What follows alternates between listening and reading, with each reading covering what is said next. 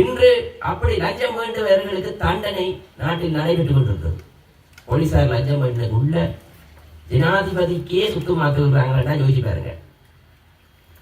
பொது மன்னிப்பில விடுதலை எடுத்து ஜனாதிபதி தெரியாமையே விடுறாங்க. இன்றைக்கு அவர் தெரிய வந்தோடனே உள்ள நாங்களுடைய கூறுகிறோம், திருடுறவர்கள் தொடர்ந்து திருடுகிறார். நாங்களும் திருட வேண்டாம், திருடலாம். நாங்கள் இன்றைக்கு மாறி இருக்கிறோம். அதனால் ஒரு நாள் திருடன் பிடிபட்டு தீருவான். திருடினான் அவர் அன்று சிறைச்சாலைக்குள் கம்பி எண்ண வேண்டிய நிலை வரும். கண்டிப்பாக இந்த நாட்டை மாற்றுவதற்காக நாங்கள் புதிய ஒரு பாதையை உருவாக்கி இருக்கிறோம். புதிய அரசியல் கலாச்சாரத்தை உருவாக்கி இருக்கிறோம். நாங்கள் நினைக்கின்றோம் மக்களிடம் தான் அதிகாரம் இருக்கிறது.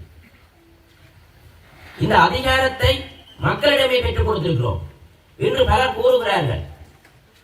முன்னே ஆட்சியாளர்களை விமர்சிக்க முடியுமா? இன்று எம்மை பற்றி விமர்சிக்கிறார்கள், எமது அரசாங்கத்தை பற்றி விமர்சிக்கிறார்கள். அரசியல் ரீதியாக தர்க்க ரீதியாக இல்லாமல் போலியான விமர்சனங்களை செய்கிறார்கள்.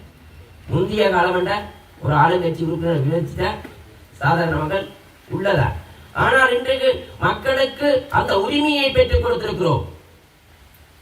இன்றைக்கு பயம் இல்லாமல் நாங்கள் உயிரிழந்தவர்களை நினைவு கூறுவதற்கு எங்கள் அரசாங்கம் பெற்றுக் கொடுத்திருக்கிறது. நாங்கள் அதை வைத்து அரசியல் செய்ய வரவில்லை. ஏனென்றால் யுத்தம் என்பது கொடியது. இன்று உலகத்தில் யுத்தத்தை பார்க்கின்றோம்.